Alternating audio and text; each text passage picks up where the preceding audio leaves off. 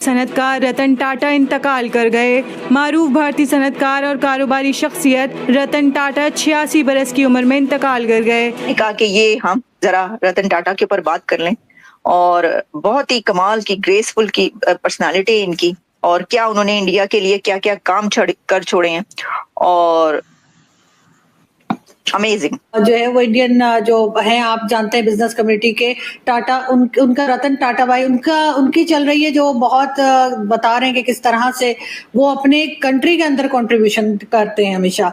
और सर हमारे यहाँ बहुत बिजनेस कम्युनिटी के लोग हैं, लेकिन हम ऐसा कोई काम करते हुए दिखाई नहीं देते जो ये कहा जाए कि मुल्क की बेहतरी के लिए किया जा रहा है। पद्म विभूषण रतन टाटा अब नहीं रहे और उनके निधन के बाद से एक शोक की लहर है। सबने दुख व्यक्त किया है, श्रद्धांजलि अर्पित की है। प्रधानमंत्री नरेंद्र मोदी से लेकर राष्ट्रपति द्रौपदी मुर्मू से लेकर तमाम लोगों ने उन्हें श्रद्धांजलि दी है। रतन टाटा ने कमाल, जहानत और महारत और फितानत के साथ, निहायत इफ्तिखार के साथ अपने जूतों की नोक पे रख लिया। जाहिर है ऐसा करने में रतन टाटा साहब जो है वो हक बजानिब भी थे। सबसे पहले तो इस आदमी की जितनी मिदहत, जितनी सताइश होनी चाहिए ना, मैं समझता हूँ वो पूरी दुनिया में, और वाकई है। ग्रुप का नाम तो आपने सुना होगा। ये इंडिया का एक बहुत बड़ा ग्रुप है और ये सुई से लेकर गाड़ियों से लेकर हवाई जहाजों तक ये तमाम का तमाम बिजनेस जो इंडिया में हो रहा है, ये उसमें किसी ना किसी तरीके से डायरेक्टली इनडायरेक्टली मुलविस हैं। इंडिया की एक बिजनेस ऑर्गेनाइजेशन टाटा ग्रुप, जो इंडिया की फर्स्ट कॉन्ग्लोमरेट बन चुकी है, उसने पाकिस्तान के फुली जीडीपी को क्रॉस कर दिया है। इंडिया की company Tata groups of company का मार्केट कैपिटलाइजेशन है 365 बिलियन करोड़ और पाकिस्तान की फुली जीडीपी है 341 billion crore according to IMF।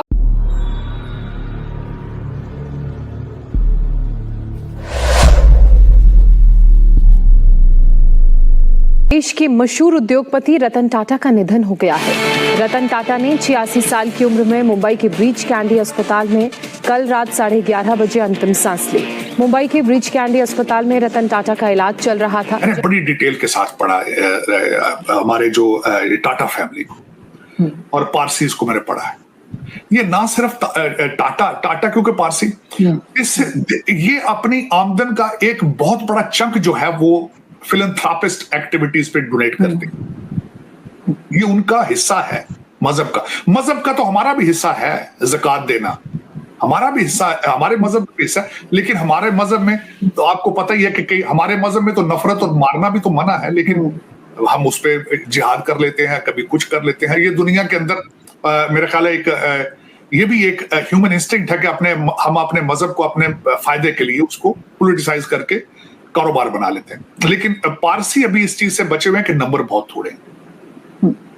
बहुत क्लोज नेटेड कम्युनिटी है। मेरा ख्याल अभी तक उन्होंने मजहब के अंदर कारोबार को इंट्रोड्यूस नहीं कराया। तो इंडिया की एक बिजनेस ऑर्गेनाइजेशन टाटा ग्रुप, जो इंडिया की फर्स्ट कॉन्ग्लोमरेट बन चुकी है, उसने पाकिस्तान के फुली जीडीपी को क्रॉस कर दिया है। इंडिया की company Tata groups of company का मार्केट कैपिटलाइजेशन है 365 बिलियन करोड़ और पाकिस्तान की फुली जीडीपी है 341 billion crore according to IMF। According to world bank थोड़ी सी ज्यादा है, लेकिन वो भी टाटा कंपनी क्रॉस करने ही वाली है। टाटा कंपनी जिसकी 25 कंपनीज स्टॉक मार्केट में लिस्टेड है और बाकी भी लिस्टेड होने को तैयार है। इंडिया की एक बिजनेस ऑर्गेनाइजेशन टाटा कंपनीज, उसने पाकिस्तान के जीडीपी को क्रॉस कर दिया। उसकी इनकम है 365 बिलियन डॉलर्स और पाकिस्तान की फुली जीडीपी है 348 बिलियन डॉलर। तो क्या कहेंगे इस बारे में?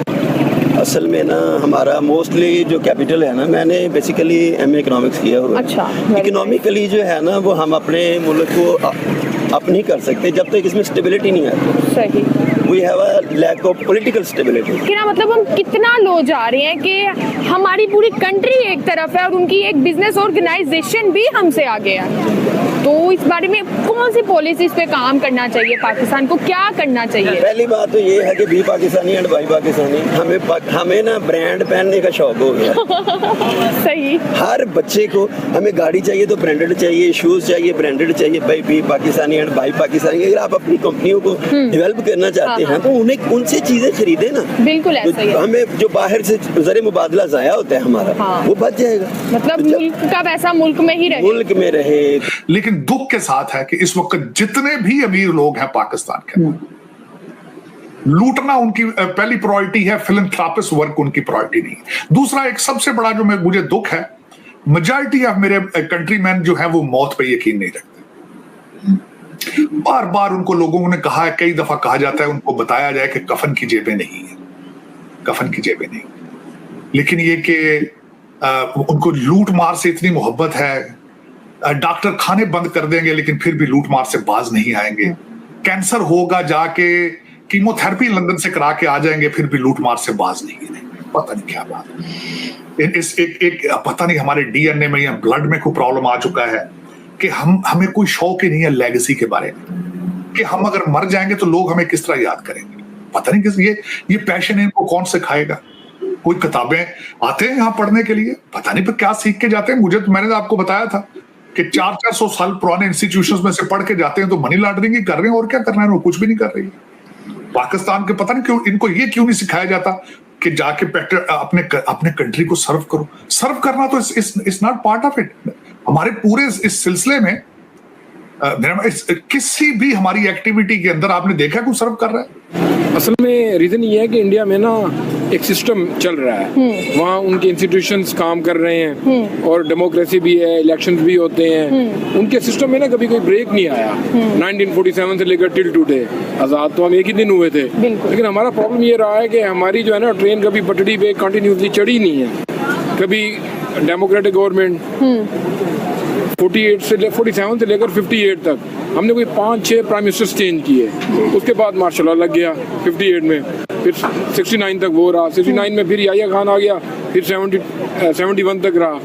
तो फिर उससे भुट्टो के बाद फिर जिया आ गया, फिर बेनजीर नवाज शरीफ 88 से लेकर 99 तक। यानी आई मीन टू से कि जब तक कंसिस्टेंसी नहीं होगी, जब तक पॉलिसीज में स्टेबिलिटी नहीं होगी, गवर्नमेंट स्टेबल्स नहीं होंगी, उनकी पॉलिसीज कंसिस्टेंट नहीं होगी, उस वक्त तक ना मुल्क तरक्की नहीं कर सकता। हम तो जो है ना हर रोज नया तजुर्बा कर लेते हैं, कभी मार्शल लॉ आ जाता है, कभी डेमोक्रेटिक गवर्नमेंट आ जाती है। जो डेमोक्रेटिक गवर्नमेंट आती है उसमें लेग पुलिंग होती है और वो स्टेबल कोई नहीं होती। और आप ये देख लें कि मोर देन 70 ईयर्स में हमारा कोई एक प्राइम मिनिस्टर नहीं है जिसने 5 ईयर्स टेन्योर पूरा किया हो। सही बात है, ठीक है। और वहाँ तो है ना